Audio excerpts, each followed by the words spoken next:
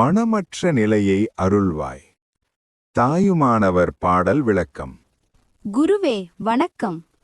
தாயுமானவரின் பரிபூரணானந்தம் பகுதியில் வரும் 10வது பாடலை படித்து கொண்டிருந்தேன். மனித மனத்தில் எழும் ஆசையின் போக்கை இதைவிட துல்லியமாக யாராலும் படம் பிடித்து காட்ட முடியாது என்று தோன்றுகிறது. ஆசைக்கு ஓர் அளவில்லை என்று தொடங்கும் இந்த பாடலின் ஒவ்வொரு வரியையும் எனக்கு விளக்கிச் சொல்ல வேண்டுகிறேன். ஆசிர்வாதம் வண்டார்குழலி. தாயுமானவர் ஒரு ஞானி மட்டுமல்ல, மிகச்சிறந்த மனோதத்துவ நிபுணரும் கூட. மனித மனம் எப்படிப்பட்டது, அது எதை நோக்கி ஓடுகிறது என்ற உண்மையை ஒரு உளவியல் வல்லுனர் போல தெளிவுபடுத்துகிறார். வா, ஒவ்வொரு வரியாக பார்ப்போம். முதல் வரியை படி. ஆசைக்கோர் அளவில்லை அகிலமெல்லாம் கட்டி ஆளினும் கடல் மீதிலே ஆணை செலவே நினைவர். ஆசைக்கு ஒரு அளவில்லை. மனிதனின் ஆசைக்கு முடிவே கிடையாது. Desire has no limits. அகிலமெல்லாம் கட்டி ஆளினும், இந்த உலகம் முழுவதையும் ஒருவன் தன் ஆட்சியின் கீழ் கொண்டு வந்து விட்டான் என்று வைத்துக்கொள். அவன் திருப்தி அடைவானா? அடைய மாட்டான். அதைத்தான் பார்க்கிறோமே, படிக்கிறோமே. கடல் மீதிலே ஆணை செலவே நினைவர். நிலத்தையெல்லாம் வென்று முடித்து விட்டேன், அடுத்து கடலிலும் என் அதிகாரம் செல்ல வேண்டும் என்று ஆசைப்படுவான். அதாவது சாத்தியமில்லாததை கூட சாத்தியமாக்க வேண்டும் என்ற வெறி அவனுக்கு வரும். அலெக்சாண்டர் போன்ற பேரரசர்கள் உலகம் முழுவதையும் வென்ற பிறகு இனி வெல்வதற்கு நாடுகளில்லையே என்று அழுதார்களாம். அதுதான் ஆசையின் குணம். அது அணையா நெருப்பு போன்றது. உண்மைதான் குருவே. அடுத்த வரி பணத்தை பற்றியது. அழகேசன் நிகராக அம்புன் மிக வைத்த பேரும் நேசித்து ரசவாத வித்தைக்கு அலைந்திடுவர். இதில் அழகேசன் என்றால் யார் குருவே? அழகை என்பது குபேரனின் நகரம். அழகேசன் என்றால் செல்வத்தின் அதிபதியான குபேரன். அம்பொன் தங்கம். ஒருவனிடம் குபேரனுக்கு சமமாக தங்கம் குவிந்து கிடக்கிறது. அவனாவது போதும் என்று சொல்வானா? சொல்ல மாட்டான் போலிருக்கிறதே. ஆமாம், அவன் என்ன செய்வான் என்றால் ரசவாத வித்தைக்கு அலைந்திடுவான். ரசவாதம் என்றால் இரும்பை அல்லது சாதாரண உலோகத்தை தங்கமாக மாற்றும் வித்தை. ஏற்கனவே மலை போல தங்கம் இருக்கிறது, ஆனாலும் வீட்டில் இருக்கும் இரும்புக்கெல்லாம் துருப்பிடிக்கிறதே, அதையும் தங்கமாக மாற்றினால் இன்னும் சொத்து சேருமே என்று அந்த வித்தையை கற்றுக்கொள்ள அலைவான். இருப்பது போதாது, இன்னும் வேண்டும் என்ற பேராசை அவனை நிம்மதியாக இருக்க விடாது. அதிகார ஆசை, பண ஆசை. அடுத்து என்ன? நெடுநாள் இருந்த பேரும் நிலையாகவே இன்னும் காயகல்பம் தேடி நெஞ்சு புண்ணாவர்.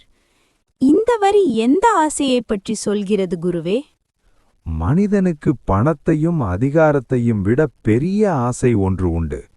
அதுதான் உயிராசை. நெடுநாள் இருந்த பேரும் 90-100 வயது வரை வாழ்ந்து விட்டார்கள். பேரப்பிள்ளைகளை பார்த்து விட்டார்கள். இனிமேல் வாழ்ந்து என்ன சாதிக்கப் போகிறார்கள்? ஆனாலும் நிலையாகவே இன்னும், அதாவது இன்னும் நீடித்த ஆயுள் பெற்று வாழ வேண்டும் என்று ஆசைப்படுவார்கள்.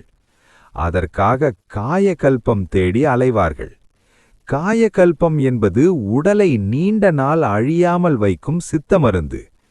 கிடைக்காத அந்த மருந்தை தேடி கண்டதையும் சாப்பிட்டு நெஞ்சு புண்ணாவர். உடம்பை கெடுத்துக்கொண்டு மன உளைச்சலுக்கு ஆளாவார்கள். மரணம் இயற்கை என்பதை ஏற்க மறுக்கும் மனத்தின் பிடிவாதம் இது. இவ்வளவு கஷ்டப்பட்டு சேர்த்து வாழ்ந்து கடைசியில் என்ன மிஞ்சும்? எல்லாம் யோசிக்கும் வேளையில் பசி தீர உண்பதும் உறங்குவதுமாக முடியும். இதுதான் வாழ்க்கையின் உச்சகட்ட யதார்த்தம். Reality check. நீ உலகத்தை ஆளலாம், மலையளவு தங்கம் வைத்திருக்கலாம், 100 வருடம் வாழலாம். ஆனால் தினசரி வாழ்க்கையில் உன்னால் என்ன செய்ய முடியும்? ஒரு வேளைக்கு ஒரு பிடி சோறுதான் சாப்பிட முடியும். பசி தீர 9. 6 அடி இடத்தில்தான் படுத்து தூங்க முடியும். உறங்குவது. இவ்வளவு பாடுபட்டும் அடிப்படை தேவை என்னவோ சோறும் தூக்கமும்தான். இதற்கு ஏன் இவ்வளவு ஆட்டம் என்று தாயுமானவர் கேட்கிறார். ஆஹா, உண்மைதான் குருவே. அடுத்த வரியை படிக்கிறேன். உள்ளதே போதும், நான் எனக் குளறியே ஒன்றை விட்டு ஒன்று பற்றி பாசக்கடற்குள்ளே வீழாமல் மனமற்ற பரிசுத்த நிலையை அருள்வாய். உலகத்தவர்கள் இப்படி ஆசைப்பட்டு ஆசை நிறைவேறினால் கூட அதிருப்தி நிலையிலேயே உழல்வதைக் காணும் தாயுமானவர் ஒரு பிரகடனம் செய்கிறார். உள்ளதே போதும் என்கிறார். ஆசை நிறைவேறுவது நிறைவை தராது.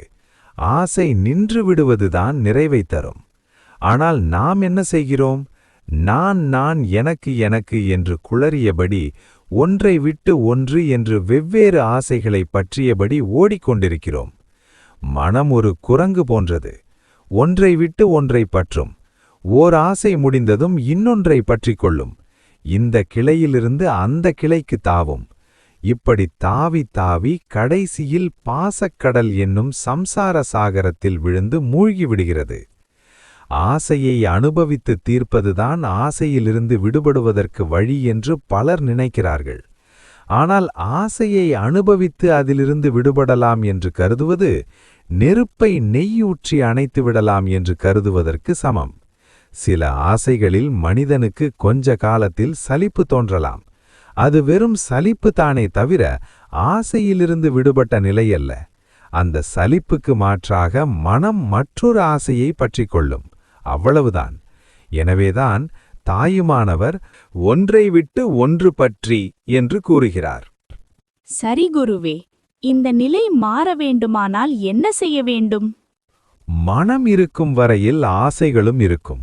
மனம் இல்லாது போனால்தான் ஆசைகளும் இல்லாது போகும். எனவேதான் மனமற்ற பரிசுத்த நிலையை அருள்வாய் என்று தாயுமானவர் பரம்பொருளிடம் வேண்டுகிறார். இங்கே மனமற்ற பரிசுத்த நிலை என்று எதை குறிப்பிடுகிறார்? மனமே இல்லை என்றால் நாம் எப்படி இயங்குவது? இது ஜடப்பொருளாவது போன்றதா? இல்லை வண்டார்குழலி, இதுதான் அத்வைதத்தின் சிகரம். இதை மனோநாசம் என்று சொல்வார்கள். சாதாரணமாக மனம் என்பது என்ன? எண்ணங்களின் தொகுப்பு, ஆசைகளின் இருப்பிடம், நான் வேறு உலகம் வேறு என்று பிரித்து பார்க்கும் கருவி, இன்ஸ்ட்ருமெண்ட் ஆஃப் டியூவாலிட்டி.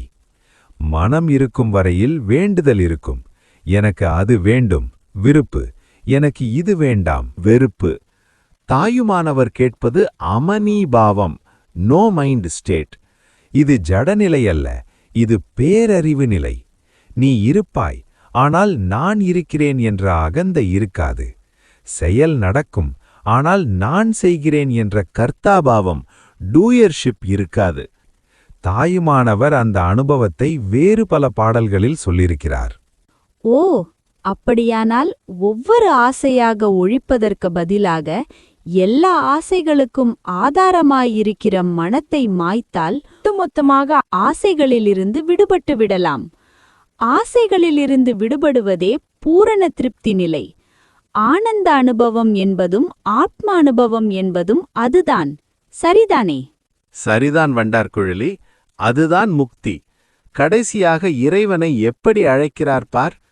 பார்க்கும் இடம் எங்கும் ஒரு நீக்கமர நிறைகின்ற பரிபூரண ஆனந்தமே என்கிறார். பரிபூரணம் என்றால் முழுமையானது. எது முழுமையானதோ அதற்கு ஆசை இருக்காது. குடம் முழுமையாக நிறைந்துவிட்டால் அது மேற்கொண்டு நீரை வாங்குமா? வாங்காது. அதுபோல நீயே அந்த பரிபூரண ஆனந்தம் என்று உணர்ந்து விட்டாய். அதாவது மனமற்ற நிலையை அடைந்து விட்டாய். பிறகு எனக்கு தங்கம் வேண்டும், அதிகாரம் வேண்டும் என்று கேட்பாயா? கேட்க மாட்டாய். அந்த முழுமையை எனக்கு கொடு. இல்லை, நானே அந்த முழுமை என்று உணரும் நிலையை எனக்கு கொடு என்று கேட்கிறார் தாயுமானவர். குருவே, இது ஒரு பாடல் அல்ல, இது வாழ்க்கை பாடம். 1.